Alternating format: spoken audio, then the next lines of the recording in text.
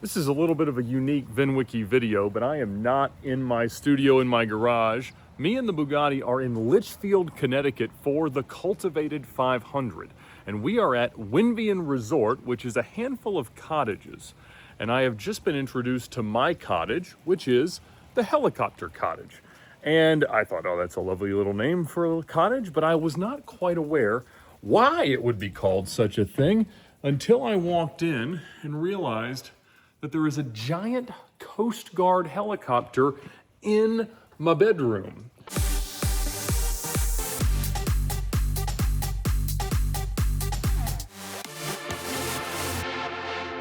I love nothing more than rationalizing a ridiculous road trip in one of my favorite cars, but the latest version of that to justify me driving 2,500 miles in my Bugatti Veyron Grand Sport was the Cultivated 500. Now, this was an event organized by Matthew Ivanhoe, the cultivated collector who has sat here and told many great car stories and sold some truly incredible cars as a way to get his customers together, build relationships, and just give the greatest quality experience that he can as a car dealer and as a friend. And so there were a bunch of his friends, a bunch of crazy cars coming, and he invited me to come up in my car because there were going to be other Bugatti Veyrons joining on the trip. So now that I've done those 2,500 miles and I'm back home, the car has nearly 26,000 miles on it. And since I had just done the Gumball 3000, getting the car up to Connecticut also opened up the opportunity to have the car inspected by Miller Motor Cars, one of the foremost Bugatti dealers in the United States. Clearly, Bugatti Broward can do most things, but they have more technical capability up there. And so I wanted to get their thoughts of it. And that was even more interesting because last time I had it down at Broward, they were really encouraging me to get the bumper-to-bumper warranty on the car, which for a couple of years, including service, is like $150,000 to $200,000. And as much as I drive the car, there is a pretty high likelihood of doing better than breaking even on Bugatti picking up all the repair bills, but I knew that in order to get the car qualified, it would have to be much more perfect than I certainly know the car is. And so my response to them had been, look, if you guys truly do a $10,000 very comprehensive warranty inspection, all you're gonna do is tell me that it needs a whole bunch of stuff that I'm not going to approve paying for. So I'm now gonna know that it's gonna break and also not have the warranty to cover it because I'd have to fix all the underlying issues before the coverage would set in. And so I respectfully declined. I hope so, at least it was respectful. I told them no to the warranty because I don't think that is in the cards for me, but just having another dealer lay eyes on the car was a very interesting opportunity. And as you might imagine, my star-studded Veyron did have quite the list of foibles or issues, but really nothing that was necessarily going to keep me from getting anywhere. There was some play in the ball joints, some seeping out of every sort of thing. There was some leaking around the oil cooler, which I guess could be updated. That's one of the reasons I do see the temperatures kind of climbing as the car heat soaks and drive it for a really long time. But so far, that has continued to be generally quite okay. They said the suspension adjuster, the hydraulics for the suspension were leaking a bit. There was some water in a marker light. There were still the cracks that we know are in the roof that are not that big of a deal. And lots of other things that were just hardware missing, covers missing, heat insulation missing, and things like that. Nothing wildly problematic, but just based on all the times this car has been apart, been wrapped, and things like that, it needed some things. And if you were to just open the checkbook and let Bugatti fix them all at full boat retail, it's probably a couple $100,000 worth of stuff. But in reality, none of it is keeping me from driving and enjoying my car. And I'm continuing to just blissfully love putting more miles on the car. So the destination for this and kind of the home base for each day's drive was going to be a resort called VINwiki Farms in Litchfield, Connecticut. And this is up in Connecticut, about a couple hours from New York City, and just a really, really special place. Now, it's called a Relais and Chateau, which is like an organization of small boutique resorts that all have a commitment to quality and service and all these things. And so a very unique thing in that is the only Relais and Chateau destination in Connecticut. And so everybody was in kind of their own little cottage. And when I checked in, they said, you are going to go to the helicopter room. And I said, well, that's kind of an interesting name for a room. But I was truly shocked to see what happened when they opened the door and there was a real Coast Guard helicopter in the room. So they had sort of built this cabin around a helicopter, and there was inside the helicopter like a, obviously all the pilot stuff, all the gauges, all the stuff was still there, but there was a futon, a wet bar, coffee station, all this stuff, and then there was a larger bed that I could fit on outside that you just sit there staring at the helicopter all night, which was really wild, very, very cool. It made me wonder why I haven't suspended a helicopter fuselage above my cars as a little guest suite here in the VINwiki compound. But regardless, it was super duper cool, really nicely done in the way that you might build a helicopter into a room. But the whole grounds was super cool. I saw a whole family of turkeys walk by, a bear walked by as I was having breakfast one morning. The food, the drinks, everything was so nice. And like I said, it was just the perfect base for an event like this. Now again,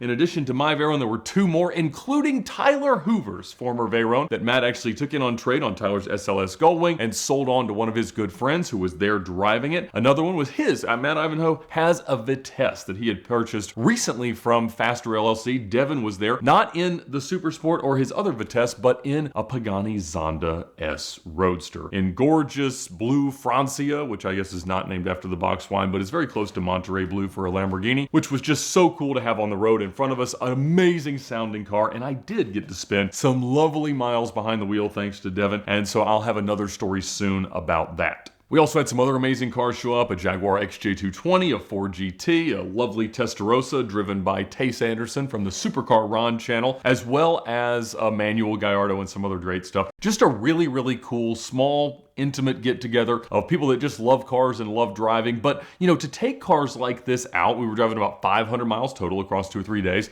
was really unique for most of them because these guys live in the city. They don't have the ability to get out to great mountain roads like this that often.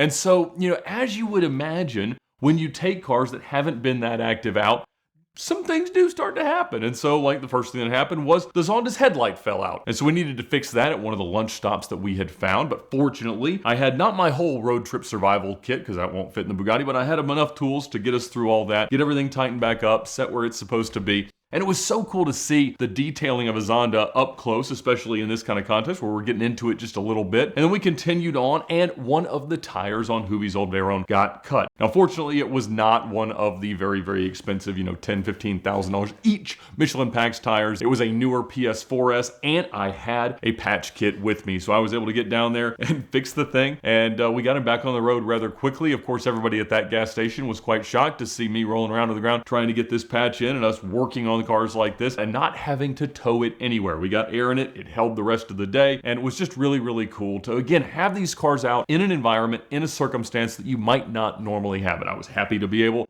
to come to the rescue. A little bit later, that car started to have some misfires, check engine lights, which again, they do as you change elevation and put more miles on than there had been previously. And so I was able to check that, clear it, get it all gone. And so I did not expect to be the technical support of the event, but I was very happy to be prepared, have the things we needed, and keep the whole convoy rolling.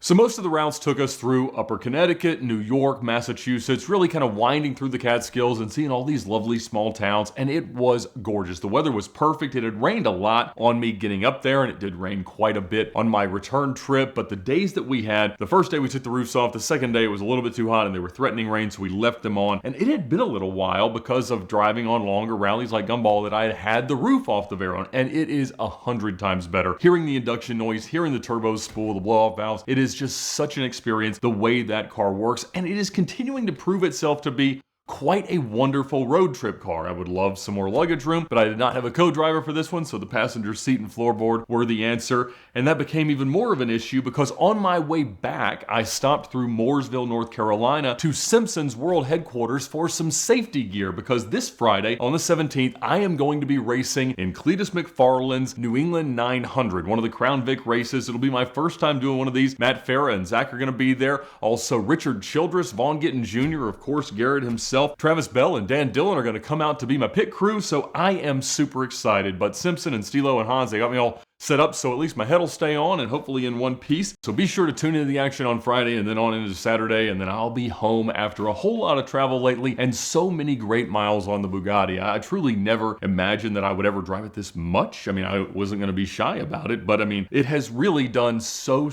well. So now 15 or so thousand miles in, I am loving it more than ever. And despite the things that it could probably use to have fixed and would have stood in the way of me having a warranty on it, it has been great. And so I am loving it. It is serviced up and ready to go for the next year, and I cannot wait to see what other adventures we have in store.